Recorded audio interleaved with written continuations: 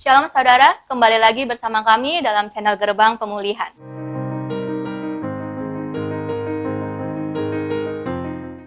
Berbeda dari sebelumnya, kali ini kita akan berdiskusi mengenai salah satu tema yang pastinya menarik untuk kita bahas. Dan mungkin ini menjadi pertanyaan bagi kita khususnya anak muda. Dan tema kita pada kali ini adalah apa yang membuat kita tidak berbeda sebagai anak muda Kristen dalam kalangan sosial anak muda pada umumnya. Dan perkenalkan, nama saya Lina dan sudah bersama saya Bapak Evangelis Yamino Widi Sulistija selaku Ketua GRM Ministry. Shalom Pak Widi, bagaimana kabarnya? Puji Tuhan, baik. Sekarang aktivitasnya apa nih Pak Widi? Karena kita kan masih dalam masa PSBB nih Pak. Dengan PSBB ini kan semua serba terbatas ya. Jadi diarahkan pemerintah untuk kita bekerja dari rumah, belanja dari rumah, dan keluar rumah hanya benar-benar yang keadaan yang penting saja.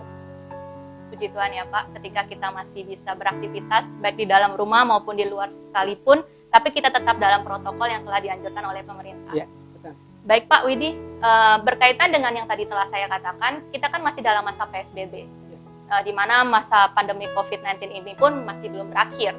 Pemerintah menganjurkan kita untuk tetap beraktivitas di dalam rumah, bekerja di dalam rumah, dan juga beribadah pun di dalam rumah. Sebenarnya apa sih yang harus kita lakukan sebagai anak muda Kristen khususnya, agar kita tetap produktif di dalam rumah sekalipun? Dan ada gak sih ayat-ayat Alkitab yang menuntun kita untuk menuntut kita dalam masa pandemi COVID-19 ini?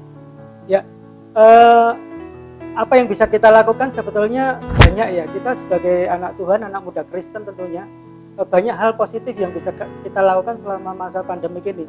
Dan perlu kita ketahui bahwa kebiasaan kita beribadah, pertemuan di dalam gereja, itu sesuatu yang sudah terbiasa. Dan sekarang ini karena COVID, kita beribadah secara online. Tentu itu butuh satu adaptasi, satu perubahan. Nah, kalau bicara tentang social distancing, itu memang yang harus kita lakukan sekarang ini. Kita sebagai warga negara yang baik, sebagai anak muda Kristen, kita bisa mengikuti disiplin dalam protokoler pemerintah. Tetapi satu hal yang perlu saya tekankan, kita social distancing kita lakukan dengan sebaik-baiknya. Tetapi jangan lupa, jangan sampai kita God distancing ya. God distancing itu berarti kita jauh dari Tuhan. Sementara di masa kali ini kita seharusnya justru memanfaatkan momentum ini bisa lebih dekat hubungan kita dengan Tuhan. Lalu berbicara dengan social distancing, sebetulnya pada di zaman Alkitab itu ada social distancing yang pertama kali. Jadi social distancing yang pertama kali kita lihat Adam dan Hawa karena kejatuhan dosa manusia, sehingga mereka harus social distancing dari Firdaus. Jadi mereka sampai diusir keluar dari Taman Firdaus oleh Allah karena akibat dosa. Kita lihat juga tokoh di dalam Alkitab seperti Abraham. Tiba-tiba Tuhan menyuruh dia keluar dari negerinya, dari tanahnya Ur Kasdim, menuju ke satu tempat yang akan nanti ditunjukkan Tuhan. Dan ini bicara satu physical distancing juga, terutama dengan ayah ibunya. Jadi dia harus terpisah dengan keluarganya, dengan orang tuanya, dan pergi ke suatu tempat. Kita lihat juga bagaimana Yusuf dan Maria saat itu ketika melahirkan Yesus, mereka harus ke Mesir. Karena saat itu Raja Herodes ingin membunuh bayi Yesus ya. Dan mereka dapat mimpi oleh malaikat Tuhan disuruh pergi. Nah, ini social distancing pertama kali, saya kira. Nah, lalu kalau kita bicara social distancing, sebetulnya di dalam ilmu teologi ya, ada satu istilah yang namanya adalah alienation. Alienation itu adalah keterasingan. Jadi satu pengalaman hidup manusia yang terasing, jauh dari rumah, terpisah dari orang-orang yang mungkin dikasihinya, dan dia juga terpisah dari dirinya sendiri sebetulnya. Nah, kalau kita baca di dalam Alkitab kita, di dalam perjanjian baru, sebetulnya ada satu ayat yang menegaskan hal itu, bahwa keterasingan itu di dalam kata kerja bahasa aslinya, yaitu bahasa Ibrani, yaitu apolotreo, itu artinya adalah terpisah sebetulnya. Nah, tadi pertanyaannya apakah ada ayat Alkitab yang menegaskan soal social distancing dan apa yang kita lakukan? Ya. Tentu saja ada, karena Alkitab kita ini, firman Tuhan ini sebetulnya lengkap. Semua masalah manusia itu sudah dijawab oleh Alkitab kita. Luar biasanya Tuhan kita seperti itu. Nah, di dalam Alkitab, kata kerja apolotrio itu artinya dijauhkan atau diasingkan. Dan satu ayat yang jelas menunjukkan hal itu adalah di dalam Efesus 2 ayat 12, dikatakan seperti ini. bahwa waktu itu kamu tanpa Kristus tidak termasuk keluarga Israel dan mendapat bagian dalam ketentuan-ketentuan yang dijanjikan tanpa pengharapan dan tanpa Allah di dalam dunia. Jadi Rasul Paulus mengingatkan jemaat di Efesus pada saat bahwa dulu itu mereka hidup tanpa pengharapan dan tanpa Allah. Artinya ini satu kondisi manusia berdosa itu terasing atau dijauhkan dari Tuhan. Nah, ini social distancing yang pertama. Nah, terus pertanyaannya, apa yang bisa kita lakukan sebagai anak muda Kristen supaya tidak menjadi berbeda dengan orang pada umumnya, anak muda pada umumnya? Saya akan berikan satu langkah-langkah, yaitu 3I ya. I yang pertama yaitu di masa Covid ini, yaitu iman. Iman di sini artinya adalah kita membangun hubungan yang intim dengan Tuhan kita. Banyak hal yang kita bisa lakukan, membangun hubungan. Persekutuan kita tidak terbatas gara-gara Covid ya. Bagaimana kita meningkatkan kehidupan doa kita, bagaimana kita bisa sebagai anak muda meningkatkan doa puasa, bagaimana kita sebagai anak muda Bible reading itu membaca Alkitab itu jadi satu kesempatan untuk kita bertumbuh, membina hubungan dengan Tuhan. Itu iman. Artinya iman kita ketika di masa Covid ini, semakin kita banyak membaca firman Tuhan, iman kita akan dibangun. Akhirnya apa? Kita akan kuat. Banyak orang stres karena tidak kuat di dalam firman. Kalau anak muda justru ghost distancing, jauh dari Tuhan, itu masalah, itu bahaya. Kenapa? Karena imannya jadi lemah. Bukan hanya masalah sakit penyakit ini ya, karena kita tahu bahwa dengan adanya Covid ini, kematian itu begitu nyata, begitu dekatnya dengan manusia. Kalau kita tidak membangun hubungan dengan Tuhan, maka kita akan lemah, akhirnya kita kena ya. Nah, ini iman. Yang pertama tadi adalah membangun hubungan. Nah, saya punya pengalaman di masa-masa ini, justru saya Bible reading saya meningkat ya. Biasanya saya sehari baca 6 pasal. Dengan adanya doa puasa yang saya digerakkan Tuhan dalam masa-masa ini, justru saya bisa membaca Alkitab itu sampai 12 pasal. Dan itu membuat roh saya, iman saya itu semakin kuat untuk menghadapi masa-masa pandemi ini. Itu yang bisa, contoh yang bisa kita lakukan sebetulnya.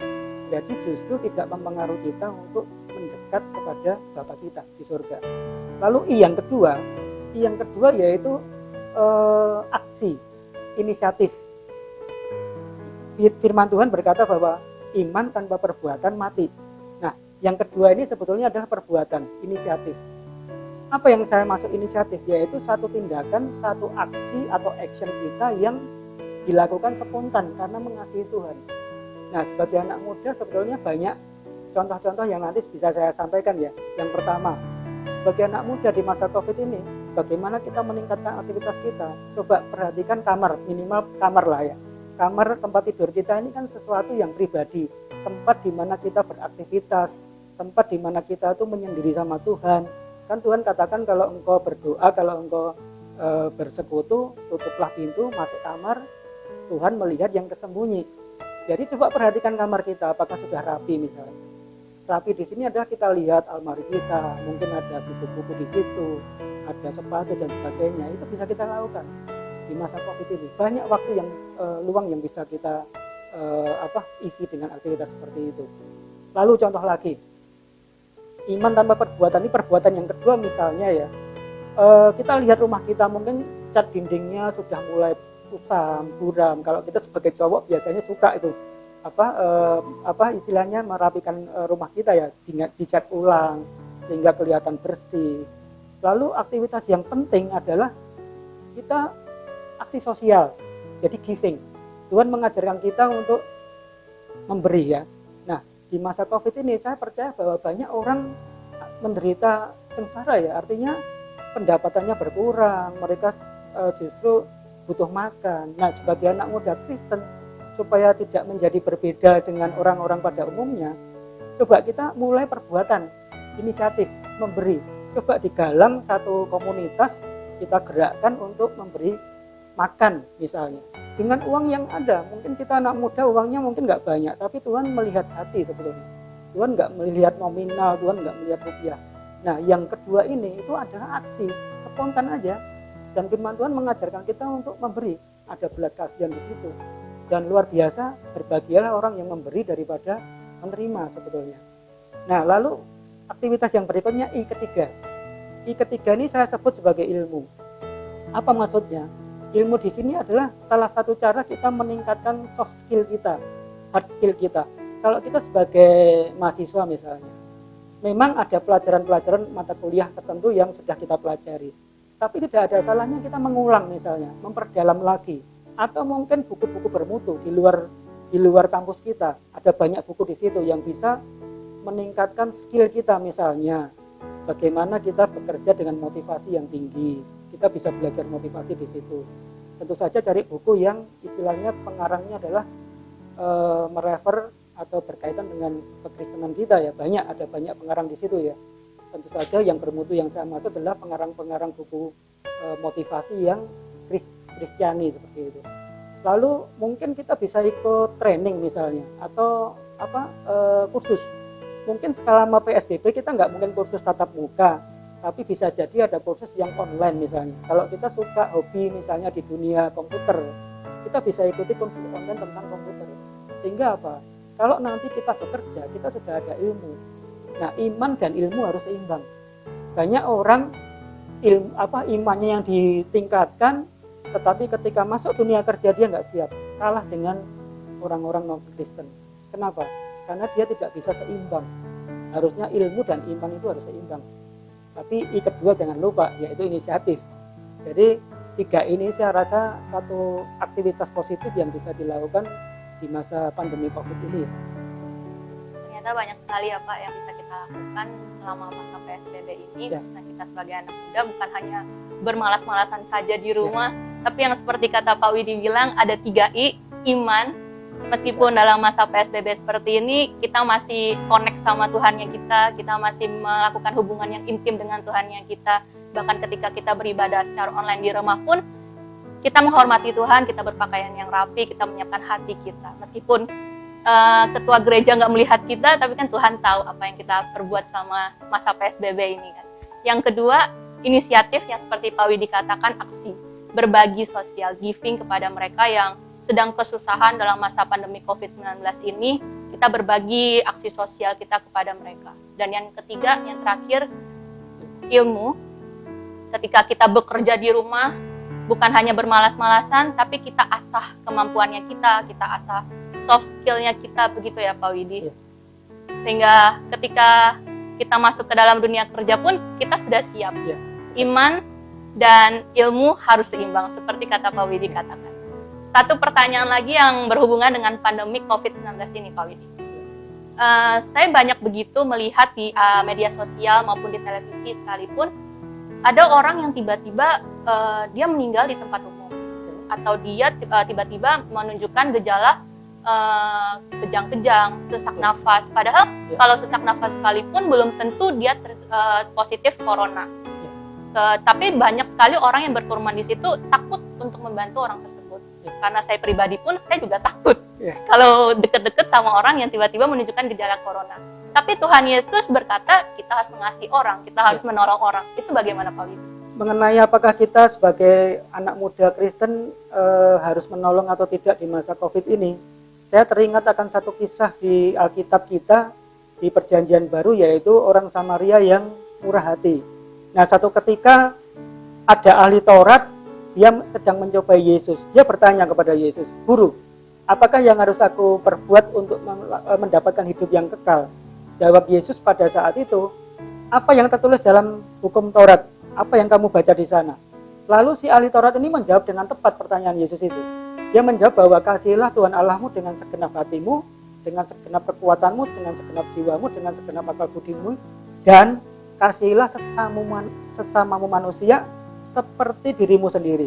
Lalu Yesus jawab, tepat katamu, lakukan supaya engkau mendapat hidup. Lalu si ahli Taurat tidak mau kalah. Dia masih bertanya nih, masih belum puas jawaban Yesus. Lalu pertanyaan kedua, dan siapakah sesamamu manusia? Nah, di titik itu Yesus menjawab nih. Jadi pada saat itu Yesus memberi perumpamaan atau satu cerita bahwa ada orang yang turun dari Yerusalem ke Yeriko. Lalu apa yang terjadi?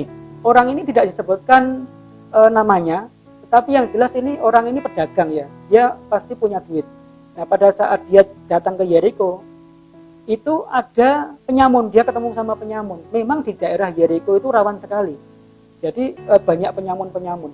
Dan ingat bahwa perjalanan dari Yerusalem ke Yeriko itu satu perjalanan yang tidak mudah, karena di situ jalannya itu tidak rata dan banyak lembah dan sebagainya.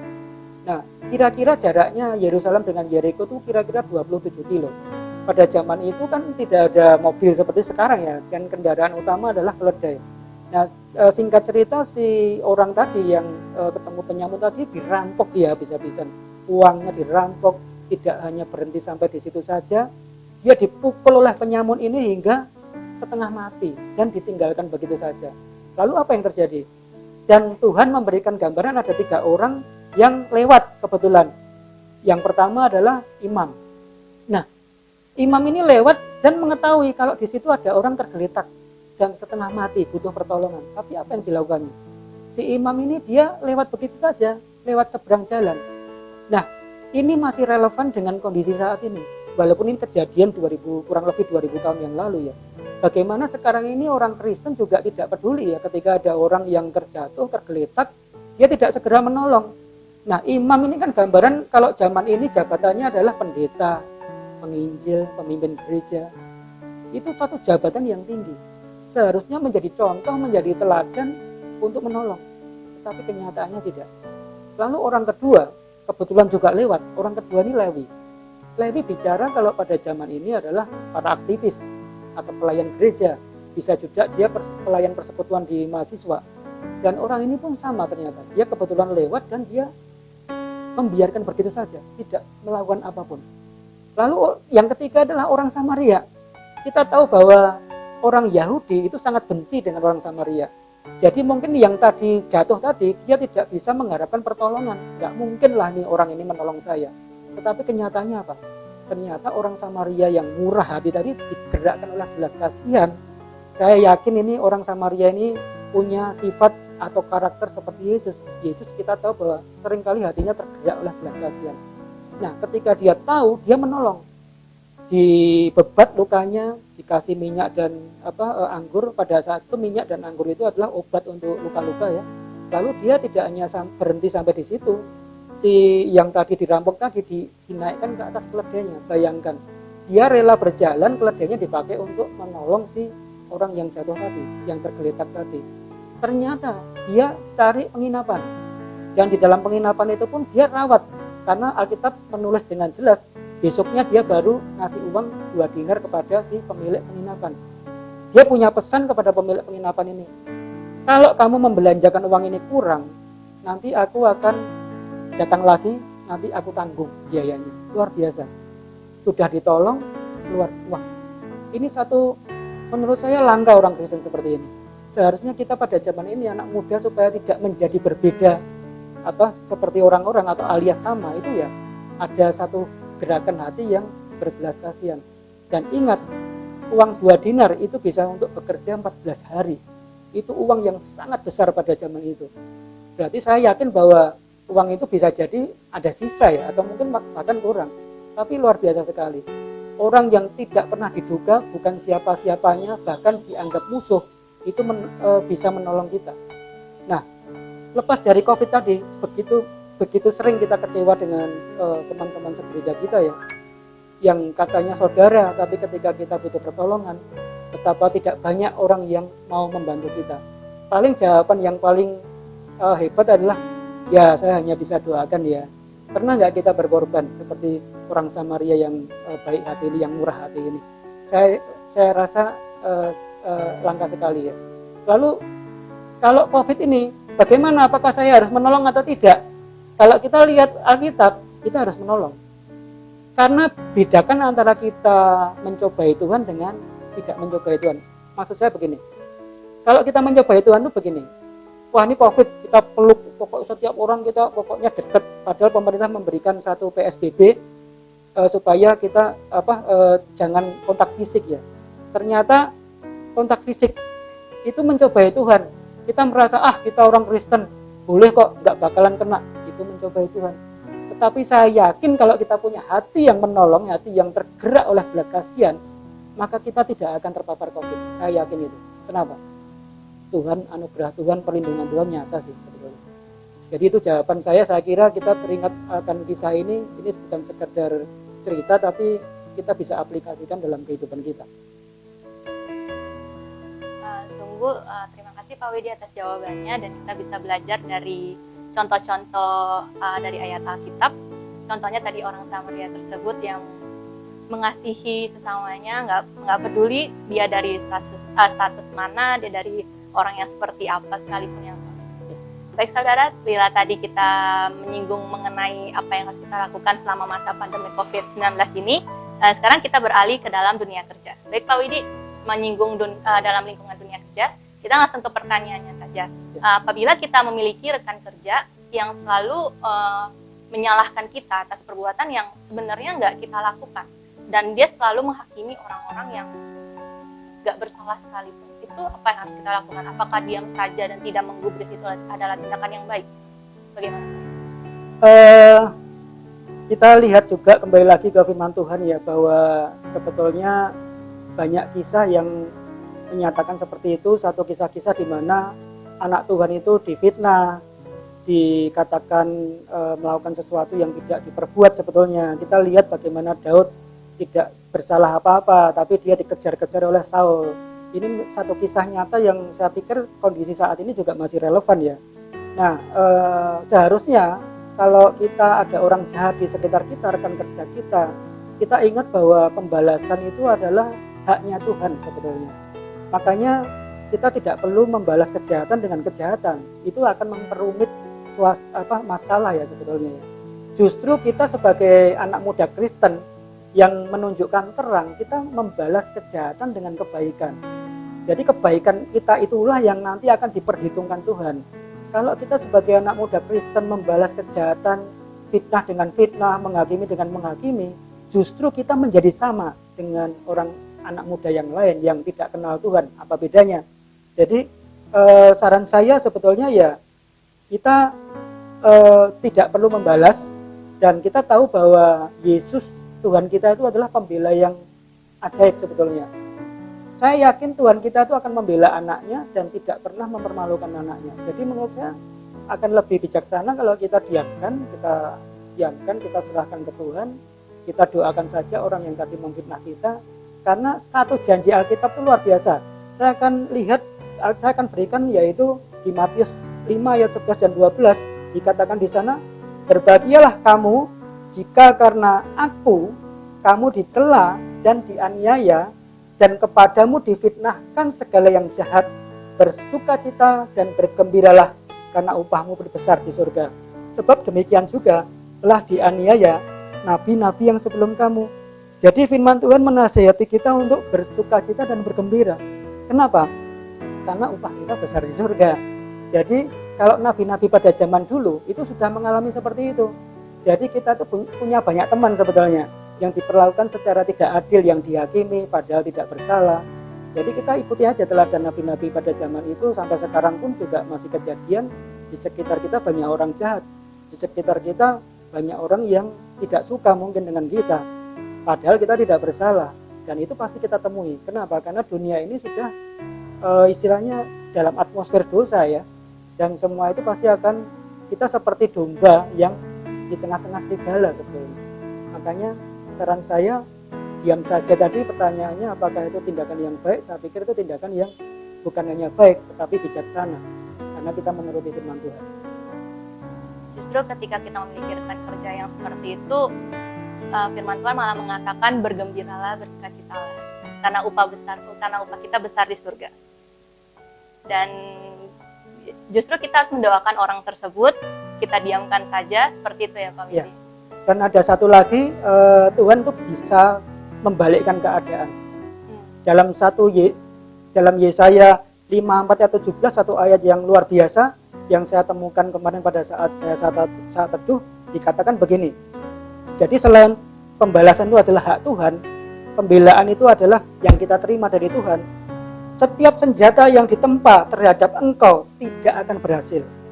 Dan setiap orang yang melontarkan tuduhan melawan engkau dalam pengadilan akan engkau buktikan salah. Inilah yang menjadi bagian hamba-hamba Tuhan dan kebenaran yang mereka terima daripadaku. Demikianlah firman Tuhan. Jadi kalau kita tidak membalas perbuatan penghakiman tadi, Tuhan ngomong, engkau akan membuktikan dia bersalah. Jadi biarkan Tuhan bekerja, kita ambil bagian kita untuk tetap mengasihi, tidak membalas kejahatan dengan kejahatan, tetapi Tuhan berkuasa membalikkan keadaan. Justru orang-orang yang tadi menghakimi kita, suatu kali, walaupun kita nggak mendoakan jelek ya, suatu kali kita akan ada perhitungan dengan Tuhan kita. Jadi serahkan semuanya kepada Tuhan, bagian kita mengasihi dan mendoakan orang tersebut ya Pak Widi. Ya. Satu pertanyaan lagi Pak Widi, pertanyaan terakhir. Sebenarnya apa maksud dan tujuan Tuhan ketika kita diletakkan sama Tuhan di lingkungan kerja yang mungkin nggak nyaman untuk kita, meskipun puji Tuhan juga nyaman, karena saya percaya nggak akan ada lingkungan kerja yang 100% sesuai dengan keinginan kita. Ya. Itu bagaimana Pak Widi? Saya kira kita tidak akan pernah menemukan atau sangat kecil kemungkinannya menemukan tempat kerja yang sempurna ya. Pasti ada saja satu dua hal yang membuat kita nggak nyaman. Tetapi memang saya pernah dari 8 perusahaan, satu perusahaan itu membuat saya nyaman sebetulnya. Saya punya atasan kepala cabang yang kebetulan Kristiani juga dan orangnya baik. Jadi suka humor dan tidak ada gap dengan anak buahnya. Tetapi ada satu kesempatan juga di titik tertentu suasana kerja enak, suatu kali ada masalah yaitu krisis ya. Tapi ini tempat kerja yang nyaman seperti ini saya kira sangat jarang kita temui. Ingat tadi saya mengatakan bahwa kita diutus Tuhan seperti domba di tengah-tengah serigala. Jadi kalau tempat kerja kita nggak nyaman, saran saya yaitu kalau kita punya motivasi bekerja seperti untuk Tuhan, berarti kita melakukan sesuatu yang the best. Ya, the best itu artinya dengan kondisi nyaman atau tidak nyaman, khususnya yang tidak nyaman tadi, kita tidak akan terpengaruh. Sekali lagi hubungan kita sama Tuhan itu menentukan. Kalau kita tadi melakukan yang pertama tadi iman, tadi meningkatkan iman kita, saya kira kondisi tidak nyaman itu tidak akan mempengaruhi kehidupan roh kita, kehidupan rohani kita ya. Lalu kita juga diberi nasihat oleh firman Tuhan untuk cerdik seperti ular dan tulus seperti merpati. Ketika ada gesekan-gesekan dengan rekan kerja kita tidak membalas, kita mendoakan dia. Dan ingat tadi konsepnya adalah pembalasan itu adalah hak Tuhan. Jadi ketika kondisi nggak nyaman, saya yakin ada sesuatu yang bisa kita kerjakan di situ. Kita menjadi terang, menjadi berbeda dengan orang lain. Dan kuncinya adalah kita minta hikmat sih sebetulnya. Kalau setiap hari kita minta hikmat dari Tuhan, kita akan berhasil menghadapi itu. Mungkin kunci juga yang salah satu yang penting adalah kita bisa bersikap cuek ya. Kalau kita sesuatu yang tidak nyaman kita terus pikirkan, kita akan terus masukkan ke hati kita, akhirnya itu akan memengaruhi roh kita, sehingga kita akan membuat kinerja kita menjadi tidak maksimal. Karena motivasi kita bukan bekerja untuk Tuhan tadi, kita mencari lingkungan yang nyaman. Jadi sepertinya mencari lingkungan yang nyaman tuh yang sempurna itu hampir kecil lah ya kemungkinannya ya. Itu yang saya kira bisa dilakukan sih. Berarti sebenarnya pada saat kita masuk ke dalam lingkungan kerja pun sebenarnya kita melayani Tuhan juga. Ya. Karena pelayanan bukan sekedar hanya di gereja saja, tapi pelayanan juga di kantor, di lingkungan teman kita, seperti itu ya Pak Widi. Dan ingat selalu minta hikmatnya Tuhan. Untuk terakhir nih Pak Widi, untuk kata-kata penutup, untuk pesan-pesan juga sahabat-sahabat kita di rumah. Pesan saya saudara, dalam masa pandemi COVID ini, marilah kita semakin dekat dengan Tuhan kita, semakin intim dengan Tuhan kita, supaya iman kita tetap kuat, roh kita tetap kuat. Karena hanya firman Tuhan yang memberikan kita kekuatan untuk kita melewati masa-masa ini. Saya percaya bahwa bersama Tuhan kita akan bisa melewati masa ini. Saya kira pesan saya itu saja. Baik, terima kasih Pak Widi atas pencerahannya dan jawabannya. Baik saudara, terima kasih telah mendengarkan channel Gerbang Pemulihan dalam sesi diskusi kita kali ini. Kita bertemu dalam channel Gerbang Pemulihan berikutnya. Terima kasih, Tuhan Yesus memberkati.